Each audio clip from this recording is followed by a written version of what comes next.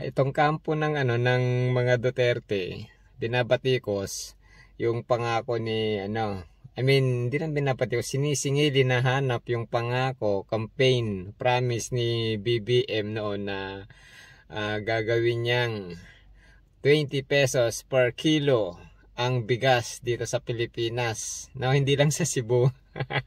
Oo. So, yung counter attack naman nitong si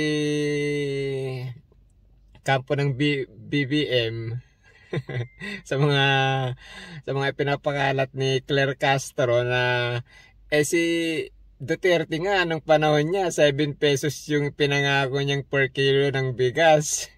yun yung retaliate niya yun yung niya counter attack niya doon sa issue na yun.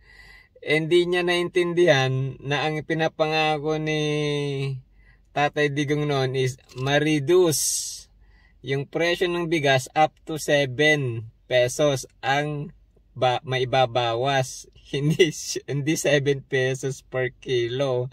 Hindi yan. Kaya kung ano-ano na lang yung inahanap nitong mga BBM, kampo ng BBM na pangsagot sa mga sa kalaban nilang kampo no? Nararatel na sila kung ano-ano lang maiisip nila. Kaya eto, pakinggan nyo tong pang-iirita ni Madam Eden kay Claire Castro. Nababangag na rin yata si Claire Castro nagmumukhang tanga na rin Okay.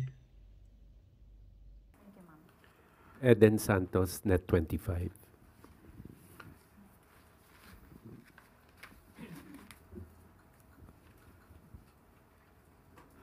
Good morning po, Yusek.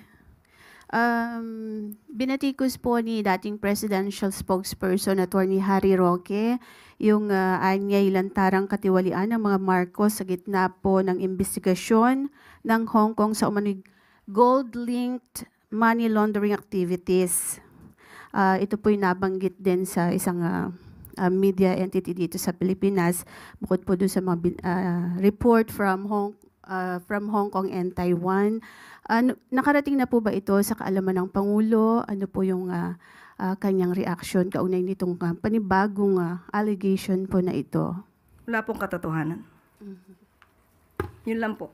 So you categorically deny po ito? Walang katotohanan.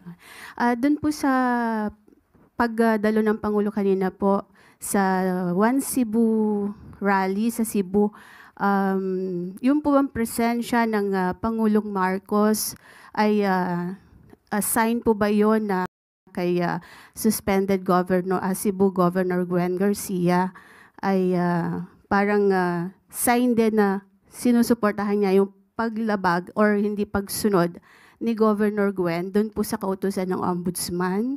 Wala po tayo nakikitang ganun. Yun lang po.